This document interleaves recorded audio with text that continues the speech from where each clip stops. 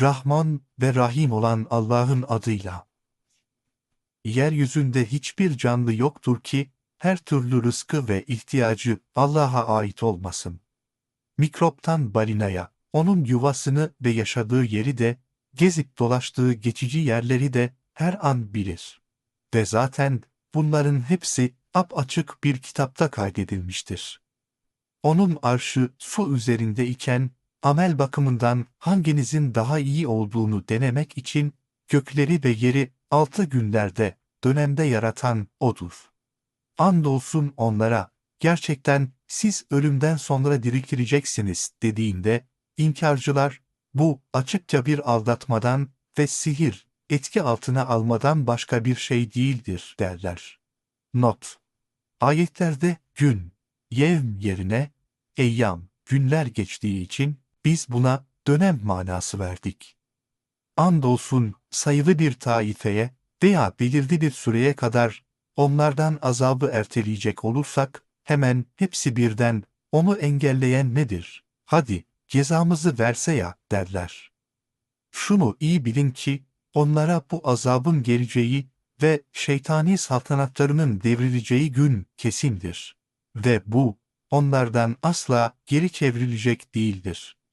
Ve alaya aldıkları şey de, kendilerini kepeçevre kuşatıp, onları rezil ve zelil edecektir. Andolsun ki, eğer biz insana kendi katımızdan bir rahmet, nimet ve fazilet tattırıp, sonra kıymetini bilsin ve imtihandan geçsin diye, onu kendisinden çekip alsak, kuşkusuz o, hemen umudunu kesmiş bir nankör gibi davranmaya, itiraz ve isyana başlayacaktır. Ve andolsun ki, insan kendisine dokunan bir sıkıntıdan sonra, tekrar eski nimet ve faziletine döndürülecek olsa, yine kesinlikle, kötülükler benden uzaklaştı, kendi bilgim ve becerimle bunu başarıp kurtuldum diyerek, gaflet ve cehalet gösterir. Çünkü o, şımarık bir şaşkındır ve boş yere böbürlenen ve gururlanandır. Ancak, hem nimetlere hem de musibetlere karşı sabredenler ve salih amel işleyenler hariç. İşte, bağışlanma ve büyük ecire ulaşma bunlarındır. Ey Resulüm ve ey hak davanın temsilcileri!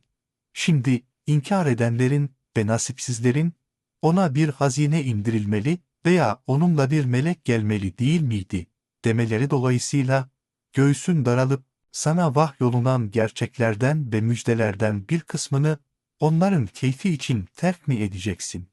Unutma ve yolundan geri durma. Sen sadece bir uyarıcısın.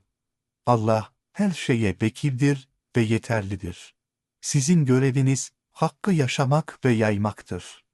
Senin için Kur'an'ı O uydurdu diyorlar, değil mi? Onlara de ki, siz sözünüzde samimi iseniz, Allah'tan başka kimi yardıma çağırırsanız çağırın da, onun gibi 10 sure uydurup meydana getirin de görelim. Eğer buna rağmen size cevap vermezlerse, artık biliniz ki, o, Kur'an, gerçekten Allah'ın ilmiyle indirilmiştir ve ondan başka ilah yoktur. Öyleyse, bu açık bilgi ve belgeler karşısında artık, siz Müslüman mısınız, değil misiniz? Karar sizindir.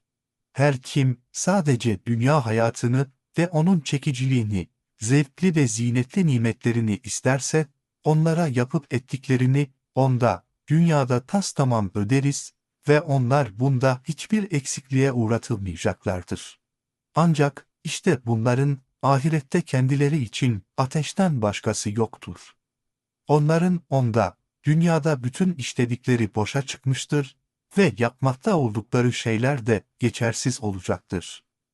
Rabbinden apaçık bir delil üzerinde bulunan, onu yine ondan, Allah tarafından görevli bir şahit, her amelini kaydedici melek izleyip duran ve ondan önce bir önder ve rahmet olarak Musa'nın kitabı kendisini doğrulamakta olan kimse, artık onlar gibi midir? İşte onlar buna, Kur'an'a inanırlar. Gruplardan biri onu inkar ederse, ateş, ona vaat edilen yerdir.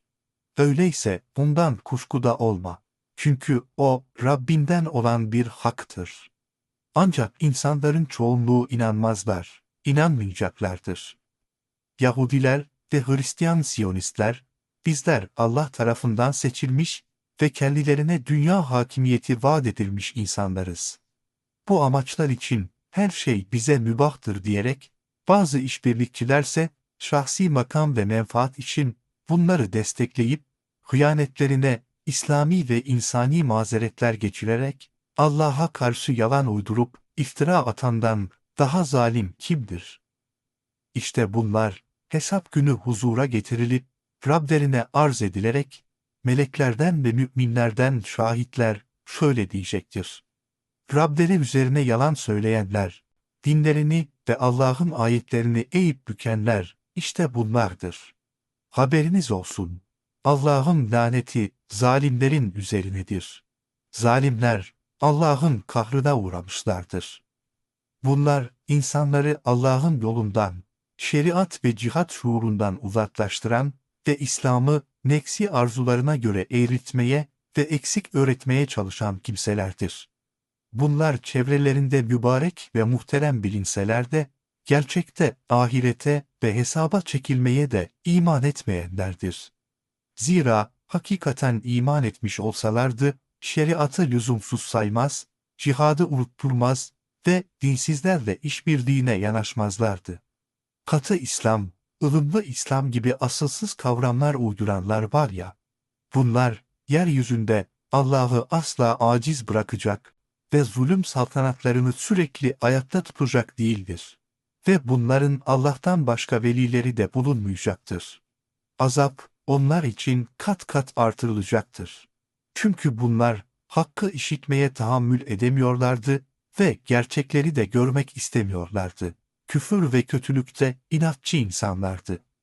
Din adına ortaya çıkıp, insanları Allah'ın hak yolundan saptırıp alıkoyanlar ve İslam'ı yozlaştırıp çarpıtmaya çalışanlar var ya, işte bunlar, kendilerini hüsrana uğratanlardır ve yalan olarak uydurdukları düzme nizamlar ve şeytani güç odakları da onlardan uzaklaşıp kaybolmuşlardır.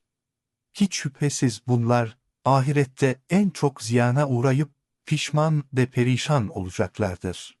İman edip salih amellerde bulunanlar ve Rablerine kalpleri tatmin bulmuş olarak bağlananlar, işte bunlar da cennetin halkıdırlar. Onda süresiz kalacaklardır. İman ve itaat ehliyle inkar ve itiraz kesiminin bu iki grubun örneği, kör ve sağır ile gören ve işiten gibidir. Örnek ve misal olarak hiç bunlar eşit olabilir mi? Hala öğüt alıp düşünmeyecek misiniz? Hakikat bu denli açıktır. Andolsun ki biz Nuh'u risaletle görevlendirip kavmine gönderdik. Onlara ben sizin için apaçık bir uyarıcıyım. Allah'tan başkasına kulluk etmeyin. Yarar ve zararı sadece Allah'tan bilin. İbadet ve hizmetlerinizde sadece O'nun rızasını gözetin. Gerçekten ben, sizin için acı bir günün azabından korkmaktayım, demişti.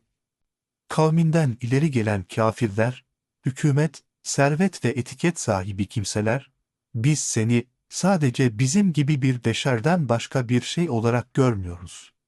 Ve sana, sığ bakışlı ve kıt akıllı aşağı tabakadan, rezil ve zelil kimseler dışındakilerin tabi olduğunu da görmüyoruz.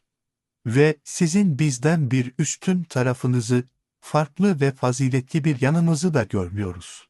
Tam aksine sizi yalancı, hürmet ve menfaat toplamak için plancı olduğunuzu zan ve tahmin ediyoruz deyip itiraz ve inkar etmişlerdi. Nuh dedi ki, ey kavmim! Samimi reyinizi, vicdani kanaatinizi söyleyin.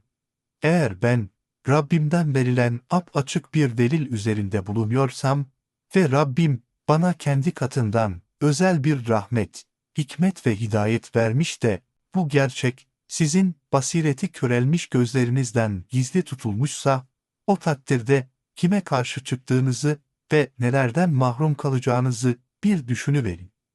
Ve tabii siz bu nimet ve fazileti istemiyorsanız, biz onu size zorla mı kabul ettireceğiz?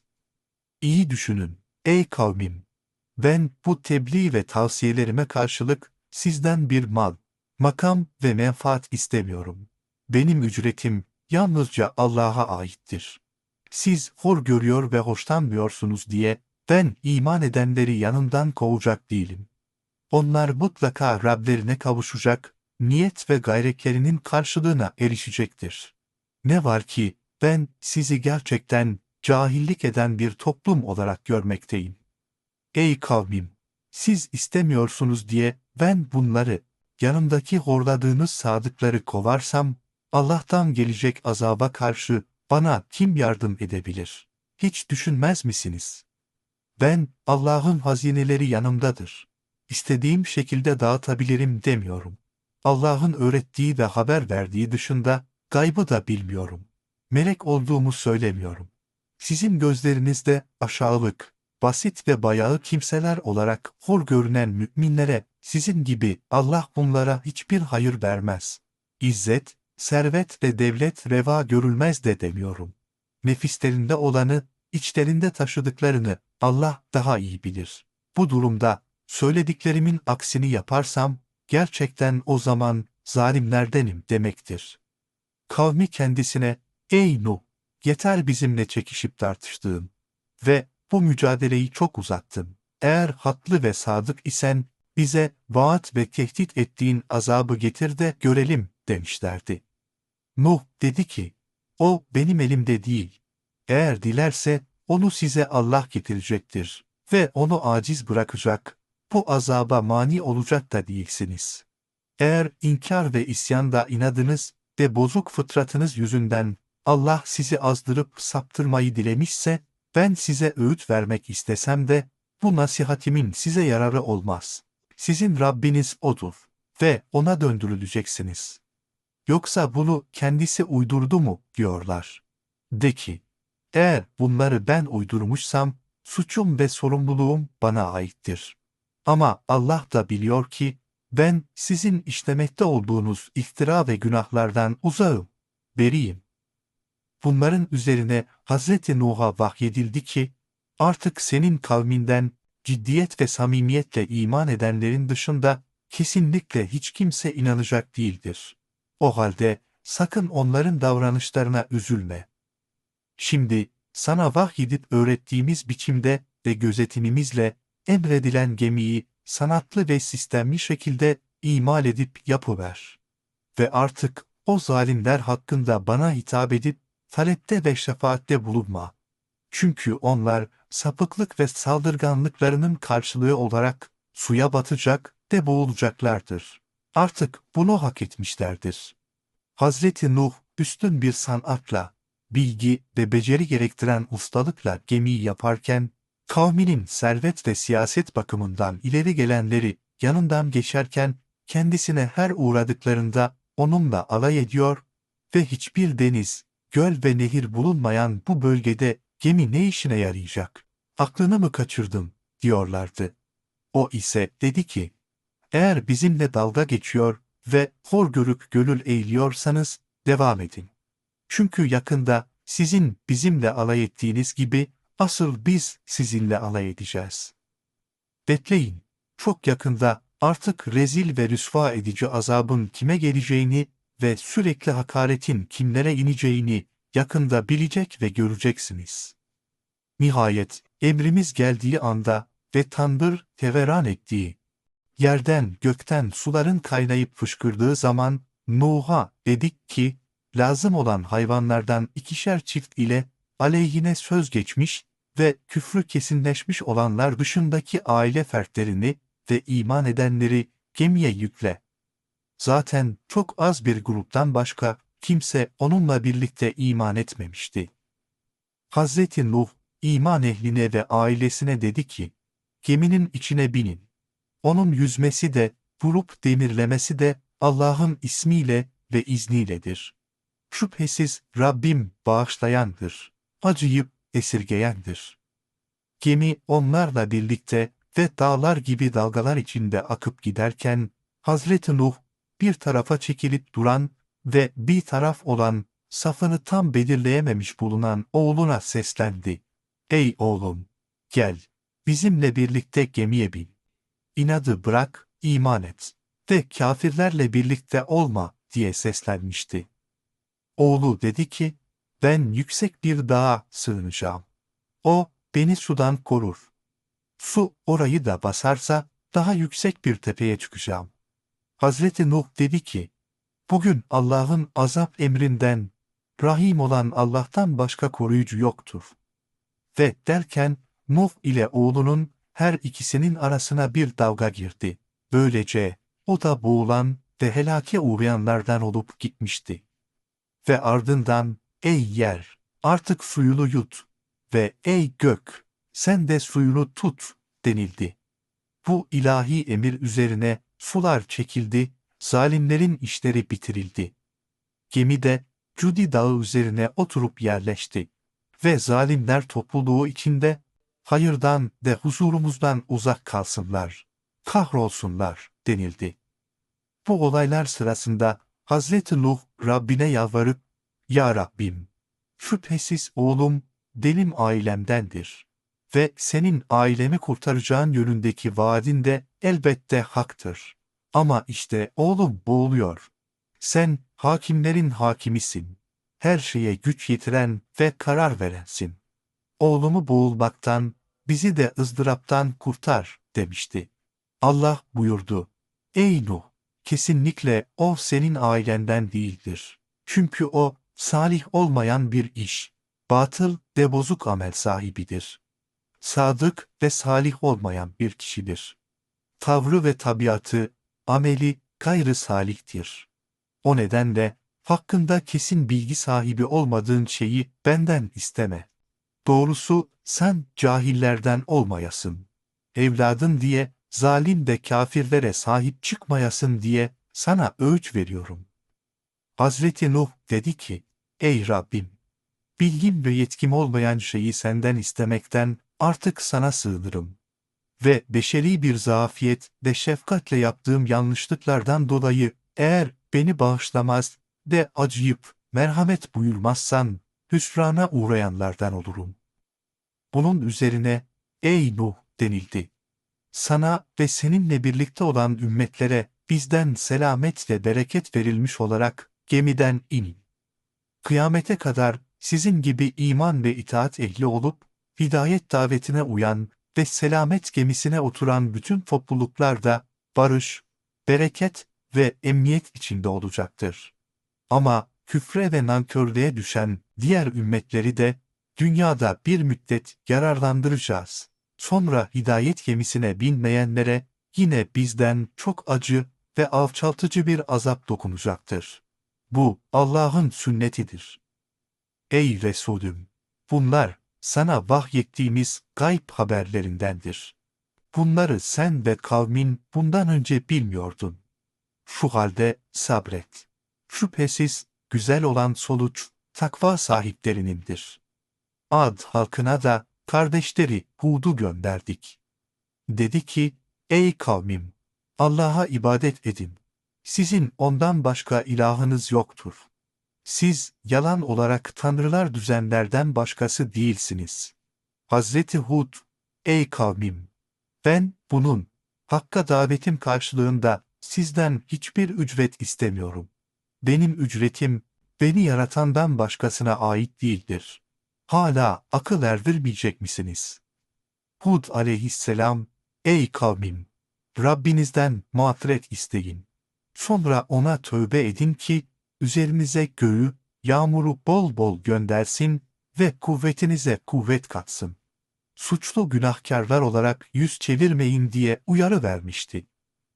Haksızlık ve ahlaksızlık düzenlerine alışmış kimseler, ey Hud dediler.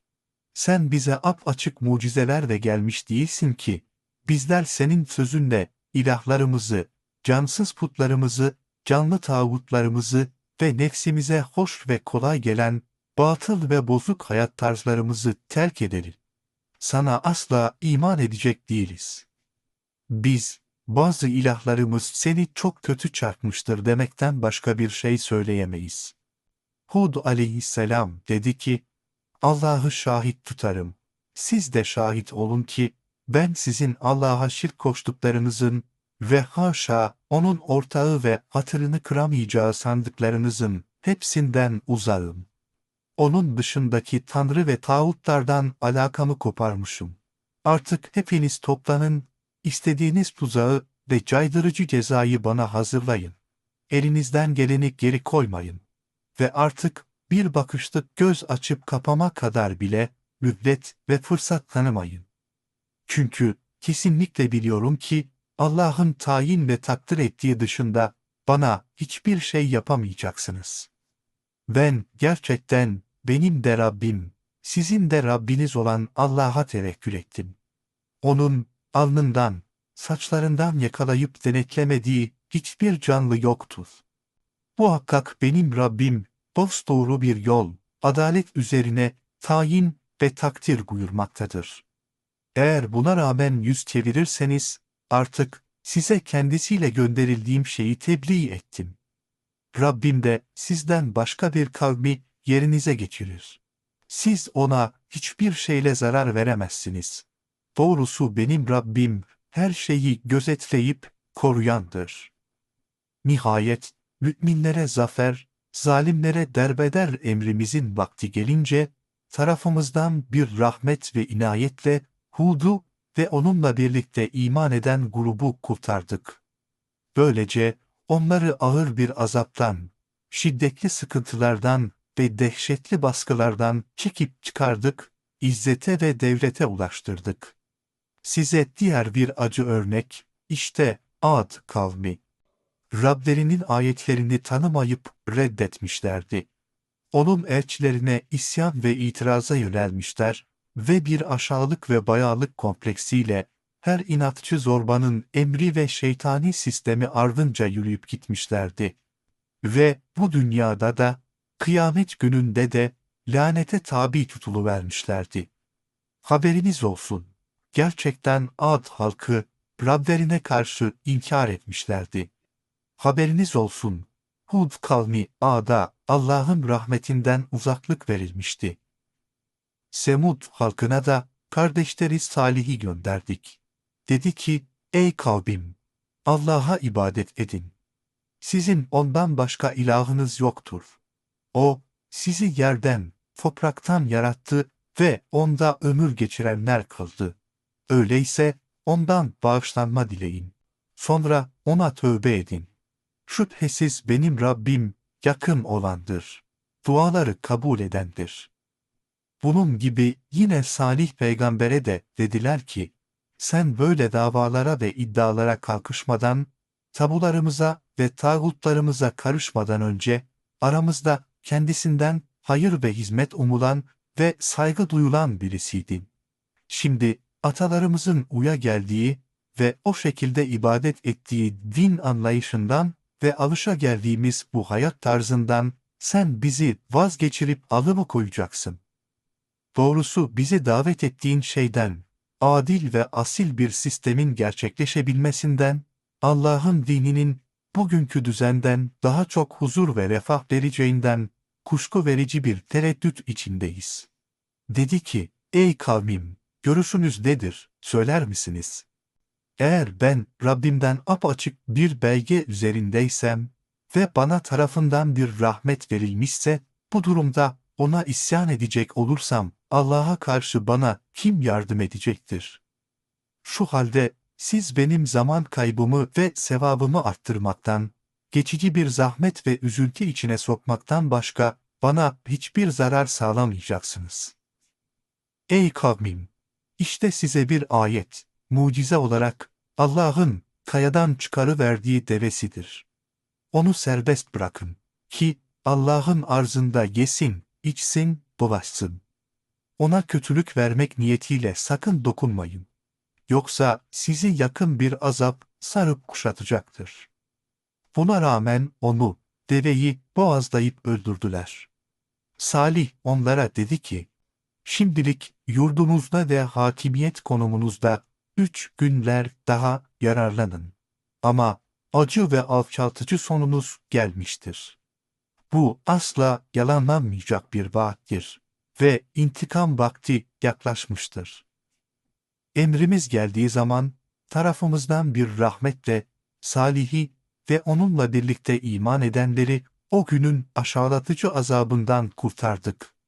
Doğrusu senin Rabbin güçlü olandır, aziz olandır. O zulmedenleri korkunç gök gürültüsü gibi dayanılmaz bir ses yakalayıvermişti de kendi yurtlarında dizüstü çökmüş olarak sabahlamışlardı.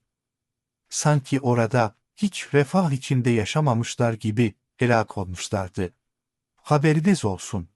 Semud halkı gerçekten Rablerine karşı inkar etmişler ve azıtmışlardı. Şunu bilin ki, Semud halkına Allah'ın rahmetinden uzaklık verilmiş ve kahra uğramışlardı. Andolsun, melek elçilerimiz İbrahim'e müjdeyle geldikleri zaman, selam dediler. O da, selam dedi ve hemen gecikmeden kızartılmış bir buzağı getirdi. Misafirlerin ellerinin ona, kızartılmış buzağı sofrasına uzanmadığını görünce, İbrahim durumdan hoşlanmadı, kuşkulandı ve onlardan içine bir tür korku düştü. Dediler ki, korkma, biz Lut kavmine gönderildik. O sapkınları helak etmekle görevlendirildik. Bu sırada Hazreti İbrahim'in karısı orada ayaktaydı. Misafirlerin Allah'ın peygamberine bir çocuğu olacağını söylediklerini duyunca şaşırdı ve bunun üzerine gülmeye başladı. Ardından biz ona İshak'ı, İshak'ın arkasından da Yakub'u müjdeledik. Hazreti İbrahim'in hanımı, vay bana ve başıma gelene, dedi. Ben kocamış bir kadın iken ve şu kocam da bir ihtiyarken doğuracak mıyım? Gerçekten bu şaşırtıcı bir şeydir. Melekler dediler ki, Allah'ın emrine ve kudretine mi şaşıyorsun? Allah'ın rahmeti ve bereketleri sizin üzerinizdedir. Ey İbrahim'in kutlu ev halkı! Şüphesiz o, övülmeye layık olandır, mecittir. İbrahim'den korku gittiği ve ona müjde geldiği zaman, Lut kavmi konusunda bizimle çekişip tartışmalara giriyordu. Not: Bu ayetle, Allah'ın melek elçilerine itirazın, Allah'a itiraz gibi olduğuna dikkat çekilmektedir. Çünkü İbrahim gerçekten çok halim, yumuşak huylu, bağrı yanık ve duygulu ve kendisini bütünüyle Allah'a vermiş bir kimseydi. Not: Duyarlılık İslami ama duygusallık ise cahili bir haslettir. Melekler dediler ki, Ey İbrahim! Bundan, sapkın Lut kavmine acımaktan vazgeç. Çünkü gerçek şu ki, Rabbinin onları cezalandırma emri kesinleşmiş ve vakit erişmiştir. Ve gerçekten onlara geri çevrilmeyecek bir azap gelmiştir. Elçilerimiz, görevli meleklerimiz, Lut'a geldiği zaman, onlardan dolayı kaygılandı. Göğsünü bir sıkıntı bastı ve bu çok zorlu ve korkunç bir gün diye duygulanıp üzülüvermişti. Genç ve güzel erkek misafirlerin geldiğini duyan azgın ve sapkın kavmi ona, Hazreti Lut'un yanına doğru koşarak geldiler. Onlar daha önceden de böylesi çirkin kötülükler işlemekteydiler. Onlara, ey kavmim, işte benim kızlarım, nikahlamak isterseniz, bunlar sizler için daha temizdir. Artık Allah'tan korkun ve beni misafirimin önünde küçük düşürmeyin. İçinizde sizi uyaracak, hiç aklı başında olan, reşit bir adam yok mu? Demişti. Dediler ki, andolsun, senin kızlarında bizim haktan bir şeyimiz, ilgimiz ve isteğimiz olmadığını sen de bilip duruyorsun. Bizim ne istediğimizi gerçekte sen de biliyorken, ne diye işimizi engelleme gayretindesin? Hazreti Lut onlara dedi ki, ah, keşke size yetecek gücüm olsaydı veya sığınabileceğim sağlam bir yer bulunsaydı. Zalimlerin kötülüklerini önlemek için zahiri güç de gerekliydi. Elçiler dediler ki, ey Lut! Biz Rabbinin elçileriyiz. Onlar sana kesin olarak ulaşamazlar ve zarar veremezler. Gecenin bir parçasında ailenle birlikte yürü, yola çık. Sakın hiçbiriniz dönüp arkasına bakmasın. Fakat senin karın başka. Çünkü onlara isabet edecek olan, ona da isabet edecektir. Onlara vaad olunan azap, sabah vaktidir. Ve artık, sabah da yakın değil midir? Böylece emrimiz ve takdir vaktimiz geldiği zaman, zalim ve hainlerin düzenlerini altını üstüne çevirdik. Çeviririz. Ve üstlerine balçıktan ve farklı maddelerden pişirilip, son şekli verilmiş ve istif edilmiş, kurşun gibi taşlar yağdırıverdik. Rabbin katında belirli biçimlere sokulup damgalanmış, füze, roket ve mermiler misali hazırlanmış olarak gönderdik ve sapkın zalimleri mahvu perişan ettik. Bunlar her asırdaki zalimlerden uzak değildir. Medyen halkına da kardeşleri Şuayb'ı gönderdik. Onlara, ey kavmim! Allah'a ibadet yapın. Ondan başka ilahınız yoktur. Ölçüyü ve tartıyı eksik tutmayın. Gerçekten sizi bir bolluk ve refah, hayır içinde, gaflette görüyorum. Doğrusu, sizi çepeçevre kuşatacak olan bir günün azabından korkuyorum, demişti. Ey kavmim! Adaleti gözeterek, ölçü ve tartıyı tam ve düzgün yapın. İnsanların hakkını çalmayın. Kimseyi aldatmayın. Yeryüzünde haksızlık ve bedavacılık yaparak, fesat çıkarmayın diye uyarı vermişti.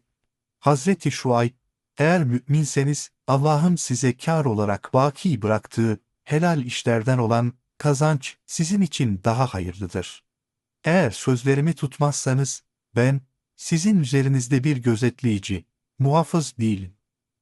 Dediler ki, ey Şuayb! Atalarımızın taptığı şeyleri terk etmemizi ya da mallarımız konusunda dilediğimiz gibi davranmaktan vazgeçmemizi senin namazın mı emrediyor? Çünkü sen gerçekte yumuşak huylu, aklı başında, reşit bir adamsın. Bizimle uğraşmazsan iyi edersin. Not: Demek ki kılınan namaz, insanı her türlü küfre ve kötülüğe karşı çıkma ve bu uğurda Allah için sıkıntılara katlanma şuuru ve sorumluluğu kazandırmalıdır. Aksi halde adet halinde taklidi bir uygulama olmaktan öteye geçmeyecektir. Şuayb dedi ki, ey kavmim! Görüşünüz nedir, söyler misiniz? Ya ben Rabbimden apaçık bir belge üzerinde bulunuyorsam ve o da beni kendisinden güzel bir manevi rızık, iman ve irfan ile rızıklandırmışsa, ben size yasakladığım şeylere kendim sahiplenmek suretiyle size aykırı düşmek istemiyorum. Benim istediğim gücüm oranında yalnızca ıslah etmektir. Benim başarım ancak Allah iledir. Onun yardımı sayesindedir. Ona tevekkül ettim. Herhalde ve sadece içtenlikle ona yönelip dönerim. Ey Nebim! Müşriklere de ki, ey kavmim!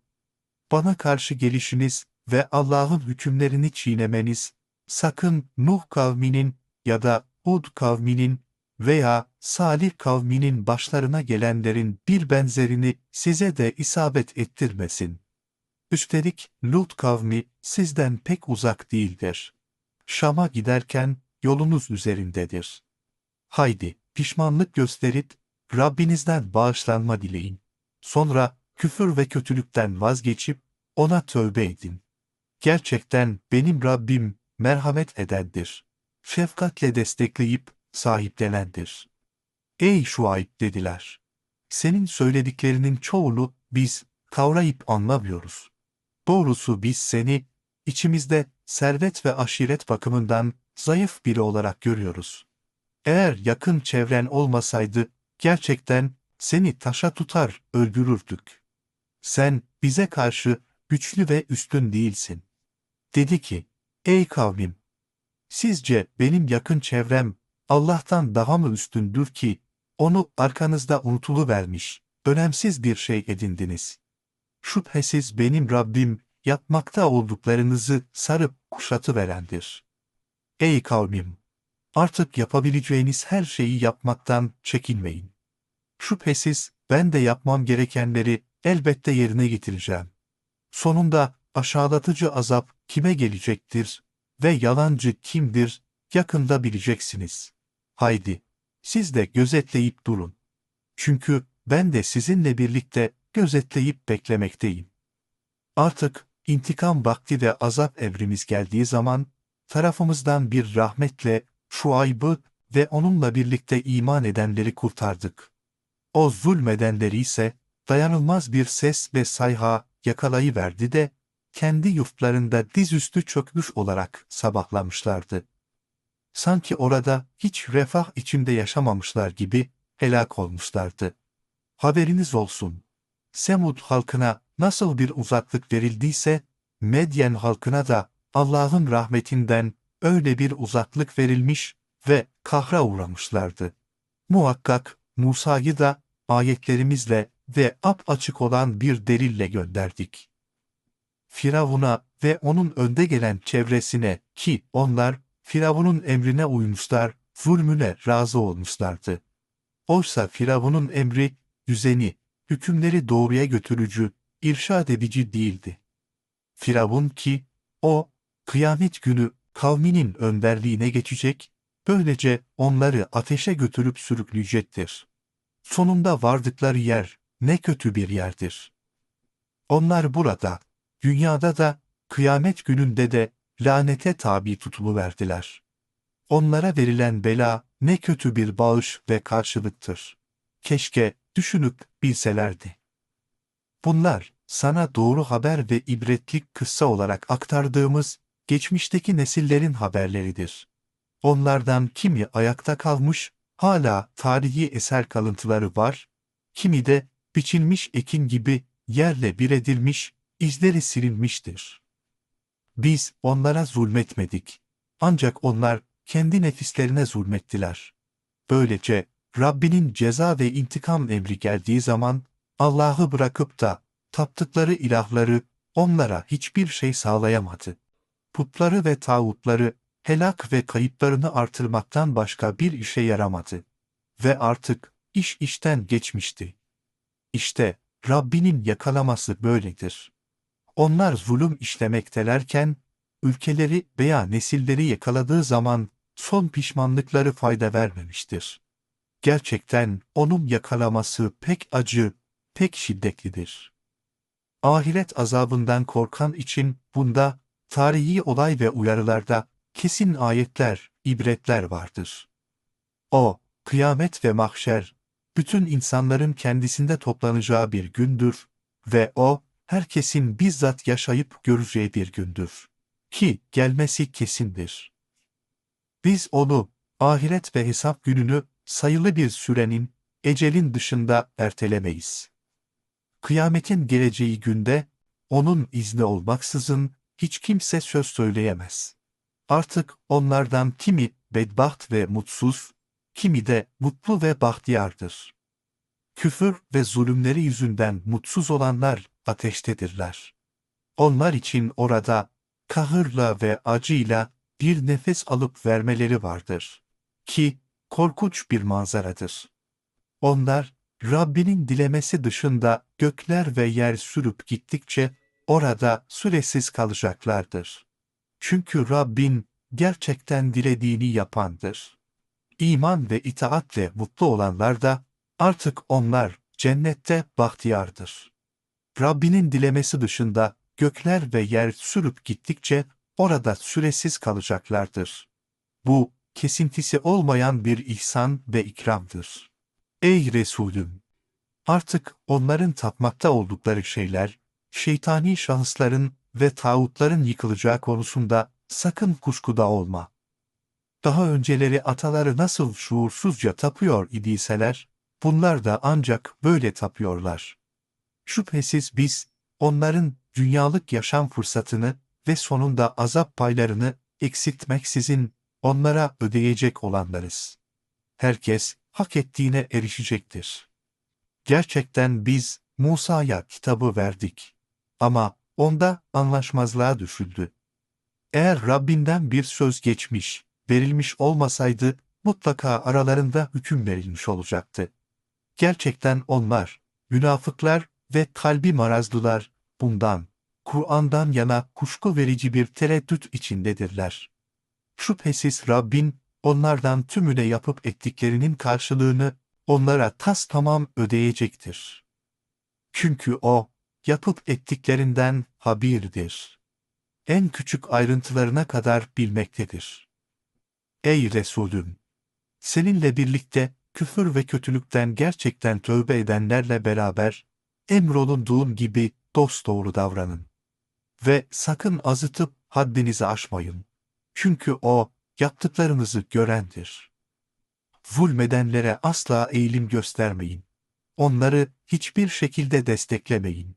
Yoksa size de ateş dokunur. Allah'ın azabına ve gazabına uğrayıverirsiniz. Sizin Allah'tan başka velileriniz yoktur. Sonra yardım edilmezsiniz. Not: Bu iki ayet, Hazreti Peygamber Efendimizin Hud suresinin bu tehditleri beni ihtiyarlattı buyurdukları ilahi tembih ve tavsiyelerdir. Gündüzün iki tarafında, öğlen ve ikindi zamanında ve gecenin gündüze yakın vaktinde, sabah, akşam ve yatsıda namazı kıl. Şüphesiz iyilikler, kötülükleri giderip sizi temize çıkarır. Bu, ibret alanlara bir öğüt ve hatırlatmadan ibarettir. Ey Nebim ve ümmeti! İbadet ve hizmete ve kâfirlerden gelen zahmete sabret. Çünkü Allah, iyilik ve ihsan sahiplerinin ve kendi yolunda mücadele edenlerin ecrini asla zayi etmeyecektir. Bugün de, sizden önceki dönemlerde de, yeryüzünde fesat çıkarmak isteyenlere, mani olacak, gayret sahipleri bulunmalı değil miydi? Fakat onlar arasında, kendilerine necat ve fazilet verdiğimiz çok az kimse, böyle hareket etmektedir. İşte bu zalimler, kendilerine verilen servet ve nimetlerin peşine düşüp şımardılar. Maalesef akıl ve ilim erbabı kimseler de, bunların fısku fesadına mani olmadılar ve hep birlikte battılar. Onlar, mücrim olmuş, suçlu ve sapkın insanlardı. Şayet, ahalisi ıslah edici, muhlis kimseler gibi, toplumu ve düzeni iyileştirme yolunda çalışsalardı, Rabbin o şehirleri haksız yere helak edecek olmazdı. Eğer Rabbin dileseydi, insanları elbette tek bir ümmet kılardı. Oysa onlar, anlaşmazlığı sürdürmekte, ihtilaf edip durmaktadır. Bu bir imtihan sırrı ve cilvesidir. Rabbinin rahmet ve hidayet ettikleri dışında, insanların çoğu, gereksiz ihtilaf ve ihtiraslarla uğraşmaktadır. Ve zaten, Allah Celle Celaluhu, onları bunun için, herkes ayarını ortaya koysun diye yaratmıştır. Böylece, Rabbinin şu sözü tamamlanıp, gerçekleşmiş olacaktır. Andolsun, cehennemi, cinlerden ve insanlardan, kâfirlerin tümüyle dolduracağım. Bu, adaletin gereğidir. Sana elçilerin haberlerinden, kalbini sağlamlaştıracak, doğru kıssalar, ibretli vakalar aktarıyoruz. Bunda sana hak ve hikmet öğretilmiştir. Ve müminlere bir öğüt ve uyarı gelmiştir. İman etmeyenlere de ki, elinizden geleni geri koymayın. Zira biz de inancımız ve amacımız doğrultusunda elimizden geleni kesinlikle yapacağız. Ve sonunuzu gözleyin bakalım. Çünkü biz de başınıza gelecekleri merakla ve umutla bekleyip durmaktayız. Göklerin ve yerin gaybı Allah'ındır. Bütün işler O'na döndürülür. Öyleyse sadece O'na kulluk edin ve O'na tevekkül edin. Senin Rabbin yaptıklarınızdan gafil, habersiz değildir. Sakın böyle sanıp aldanmayınız. Yusuf Suresi 111 ayet Mekke'de inmiştir. Rahman, Rahim olan Allah'ın adıyla. Elif, Lam, Ra. Bunlar her türlü gerçeği anlatan apaçık kitabın ayetleridir. Biz onu akıl erdirip anlayasınız diye Arapça bir Kur'an olarak indirdik. Biz bu Kur'an'ı vahyetmekle sana kıssaların, ibretli ve hikmetli tarihi hakikatlerin en güzelini aktarıyoruz. Oysa daha önce sen bundan haberdar değildin. Hani Yusuf babasına, babacığım, Gerçekten ben rüyamda 11 yıldızla güneşi ve ayı gördüm. Hepsini bana secde etmektelerken gördüm, demişti. Babası, yavrucuğum, rüyanı kardeşlerine anlatma. Yoksa haset damarıyla sana bir tuzak kurarlar. Çünkü şeytan, insan için apaçık bir düşmandır diye uyarı vermişti. Not: Hazreti Yakup, oğlu Yusuf'a, kıskançlıktan dolayı kendisine tuzak kurmaya kalkışacak üvey kardeşleri olmasına rağmen, onların şahıslarına değil, kendilerini azdıran şeytana ve yanlış tavırlarına düşman olmak gerektiğini hatırlatıp, bizlere İslami ve insani bir yaklaşım tarzı öğretmiştir. Böylece Rabbin seni seçecek, hadiselerin, sözlerin, düşlerin ve gelişmelerin yorumundan kaynaklanan bir bilgiyi sana öğretecek ve daha önce ataların İbrahim ve İshak'a nimetini tamamladığı gibi senin ve Yakub ailesinin üzerindeki nimetini de tamama erdirecektir. Elbette Rabbin bilendir. Hüküm ve hikmet sahibidir. Andolsun Yusuf ve kardeşlerinin hikayesi, gerçeği araştırıp soranlar için birçok ayetler, ibretler içermektedir. Hazreti Yakub'un aleyhisselamın oğlu Hazreti Yusuf'a beslediği derin ve engin muhabbeti zaman zaman açığa vurması, üvey kardeşlerini kıskandırıp fesada sürüklemiş ve onlar şöyle demişti: Yusuf ve kardeşi babamıza bizden fazla sevgili ve değerlidir. Oysa biz birbirini destekleyen daha becerikli kimseleriz. Babamız açık bir şaşkınlık ve yanlışlık içindedir. Şeytan onlara şöyle fısıldamıştı: Yusuf'u öldürün veya onu artık geri dönemeyeceği bir yere bırakın ki, babanız Hazreti Yakub'un yüzü, ilgisi ve sevgisi yalnız size kalsın. Ondan sonra da Allah'a tevbe eder, iyi kimseler olursunuz ve kendinizi affettirirsiniz. İçlerinden bir sözcü dedi ki, eğer mutlaka bir şey yapacaksanız, Yusuf'u öldürmeyin. Onu kuyunun derinliklerine bırakıverin de bir yolcu kafilesi alıp gitsin. Bu karara vardıktan sonra, ey babamız, dediler. Sana ne oluyor ki Yusuf'a karşı bize güvenmiyorsun? Oysa gerçekte biz onun iyiliğini isteyenleriz. Sen onu yarın bizimle beraber kırlara gönder. Gönlünce gezsin, oynasın. Elbette biz onu koruyup gözetiriz. Hazreti Yakup dedi ki, sizin onu götürmeniz gerçekten beni üzecektir. Ve siz ondan habersiz iken, onu kurdun yemesinden korkup endişe etmekteyim. Bu sözlerle Hazreti Yakup, farkında olmadan kötü niyetli oğullarına, Yusuf'u kurt yedi mazeretini sunuvermişti. Bunun üzerine kötü niyetli oğulları, andolsun biz, birbirini kollayan zorlu bir grup iken, kurt onu yerse, bu durumda şüphesiz kayba uğrayan ve işe yaramayan aciz kimseler oluruz demişlerdi. Nitekim hain kardeşleri onu götürdükleri ve kuyunun derinliklerine atmaya topluca karar verdikleri zaman, biz ona, Hazreti Yusuf'a şöyle vahyettik: Andolsun sen onlara, kendileri şuursuz vaziyette gelişmelerin farkında değilken, bu yaptıkları kötü işlerini ve hıyanet girişimlerini tek tek haber verecek ve mahcup edeceksin. Kardeşleri akşamüstü babalarına yalandan ağlar vaziyette gelmişlerdi. Hain ve hilekâr kardeşleri, ey babamız! Gerçek şu ki biz gittik. Oynayıp yarışırken Yusuf'u da yiyeceklerimizin veya eşyamızın yanında bırakmıştık. Fakat onu kurt yemiş. Ne var ki biz doğruyu söylesek bile sen bize inanacak değilsin demişlerdi. Ve üzerine yalandan kan sürülmüş olan gömleğini getirip göstermişlerdi.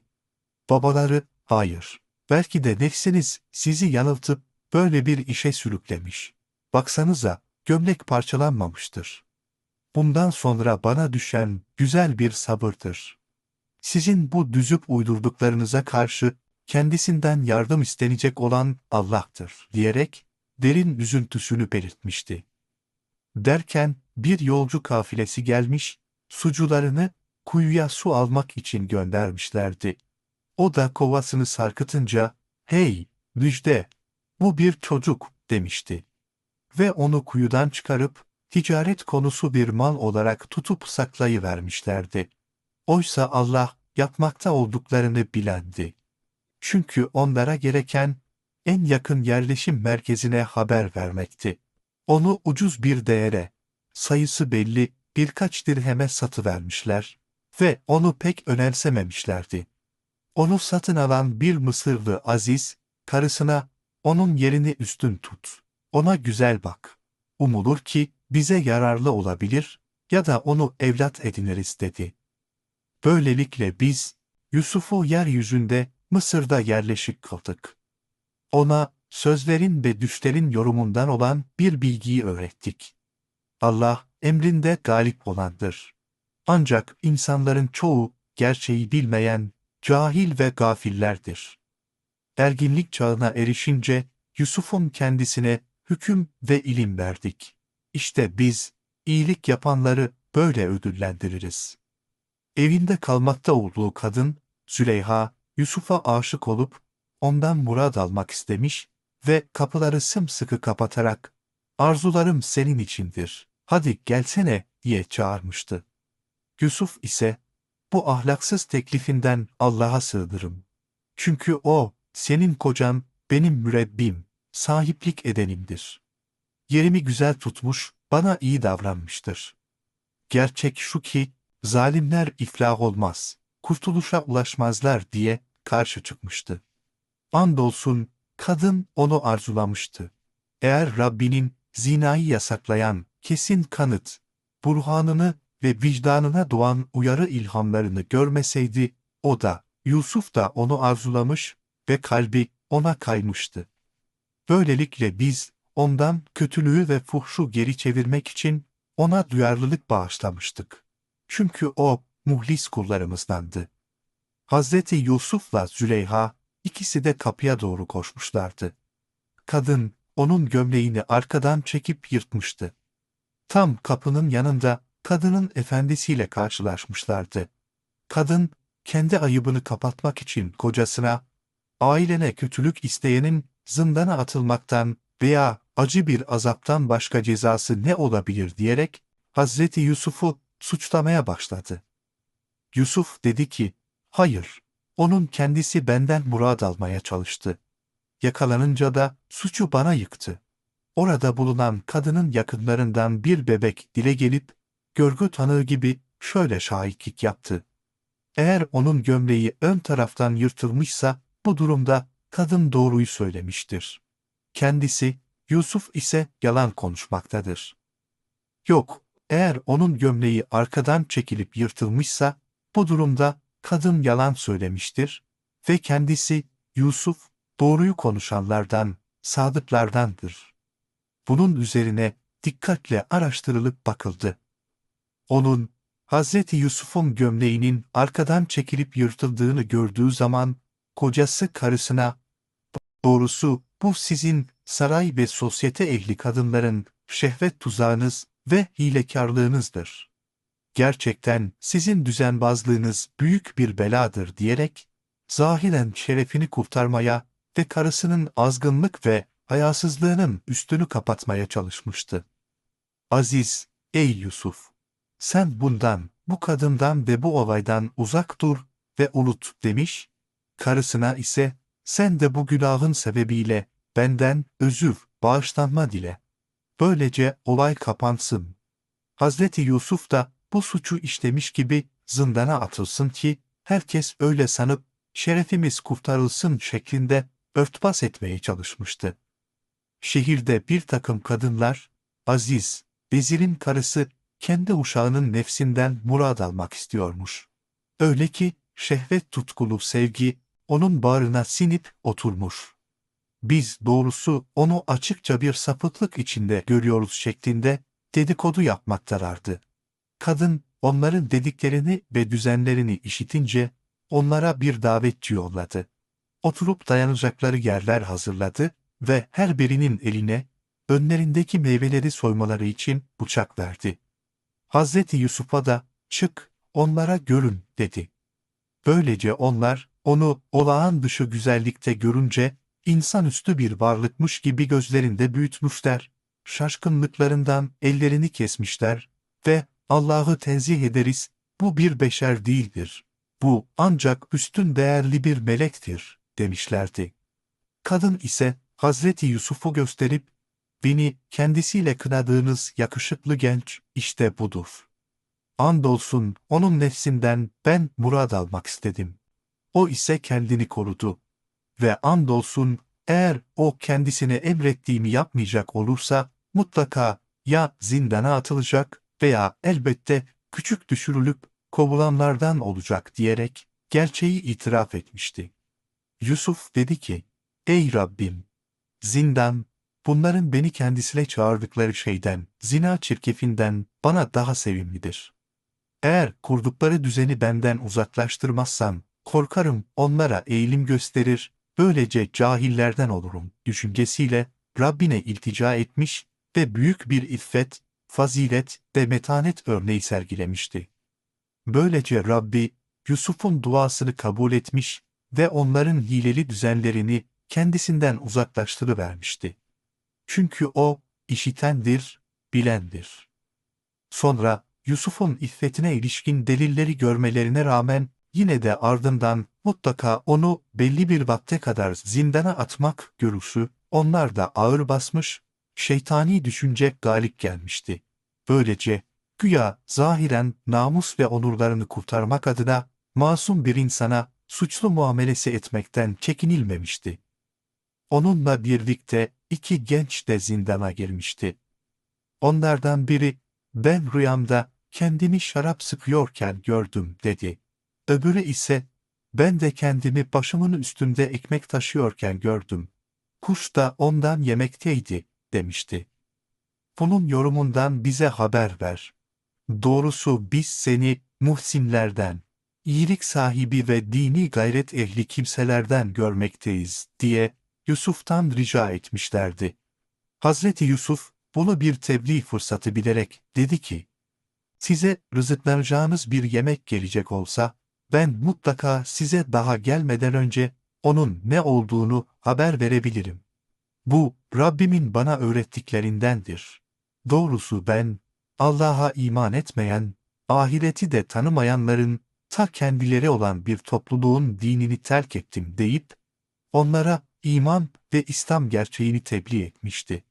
Atalarım İbrahim'in, İshak'ın ve Yakub'un hak dinine uydum. Hiçbir şekilde ve hiçbir şeyle Allah'a şirk koşmamız bizim için olacak şey değildir. Bu bize ve insanlara Allah'ın lütuf ve ihsanındandır.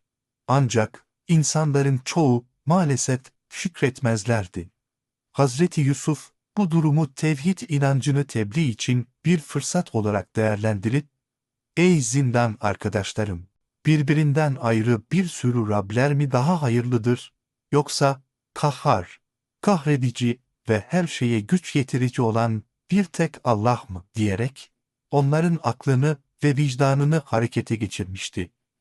Sizin Allah'tan başka ibadet ve hizmet ettikleriniz, bir takım kendi taktığınız isimlerden, amblem ve alametlerden ibaret şeylerdir ki, onları siz ve atalarınız uyduruvermiştir. Allah, onların gerçekliği hakkında hiçbir delil indirmemiştir. Hüküm yalnızca Allah'ındır. O, kendisinden başkasına kulluk etmemenizi emretmiştir. Dosdoğru olan din işte budur.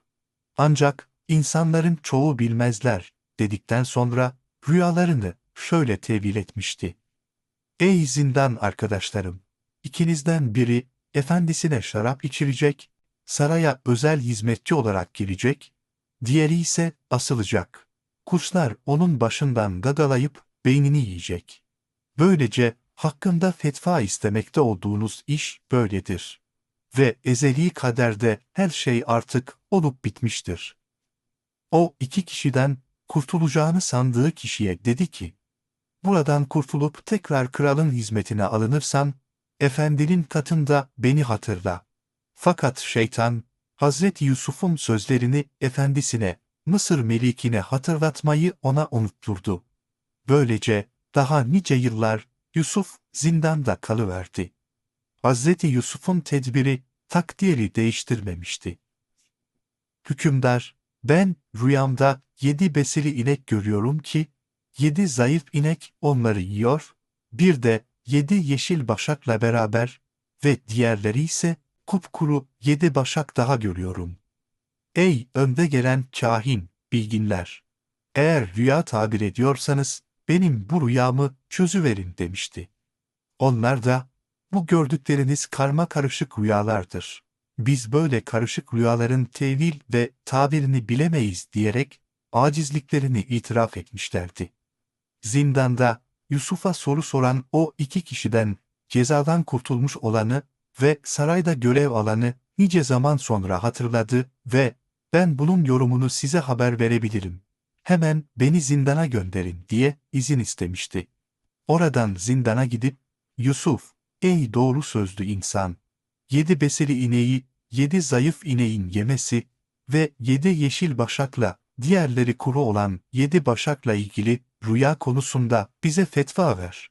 Umarım ki insanlara da senin söylediklerinle ve isabetli tevillerinle dönerim. Belki onlar bunun anlamını ve senin faziletli farkını öğrenmiş olurlar, ricasını iletmişti. Hazreti Yusuf ona dedi ki, siz 7 yıl önceleri ektiğiniz gibi yine tarlalara tohum ekin. Zaruri ihtiyacınız kadar az bir kısmını yediğiniz dışında kalan biçtiklerinizi başağında bırakın ki, sonra bunun arkasından kuraklığı zorlu 7 yıl gelecektir. Sakladığınız az bir miktar dışında daha önce biriktirdiğinizi yiyip bitirecektir. Daha sonra bunun arkasından öyle bir yıl gelecektir ki, insanlar onda bol bol yağmura kavuşturulacak ve onda ekinleri, inekleri sıkıp sağacaklar. Bolluk ve berekete erişeceklerdir. Bu aydınlatıcı ve tedbir aldırıcı yorumları duyan hükümdar dedi ki, onu bana getirin. Ona elçi geldiğinde, Yusuf kendisine dedi ki, efendine, Rabbine dön de ona sor. Ellerini kesen o kadınların durumu neydi? Doğrusu benim Rabbim, onların hileli düzenlerini gerçekten bilendir. Ama benim de bu iftiradan temizlenmem gerekir.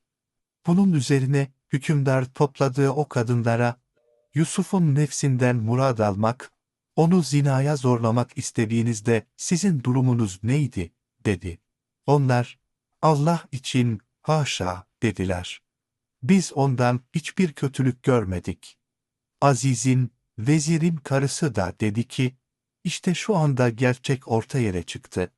Onun nefsinden ben murad almak istemiştim. O, Yusuf ise gerçekten doğru ve onurlu kimselerdendir. Ve itibarının iade edilmesi lazım gelir. Yusuf, kadınların hükümdara gerçeği itiraf ettiklerini öğrenince aracıya şunu söyledi. Bu girişimim, onun, vezirin yokluğunda gerçekten kendisine ihanet etmediğimi ve Allah'ın ihanet edenlerin hileli düzenlerini kesinlikle başarıya eriştirmeyeceğini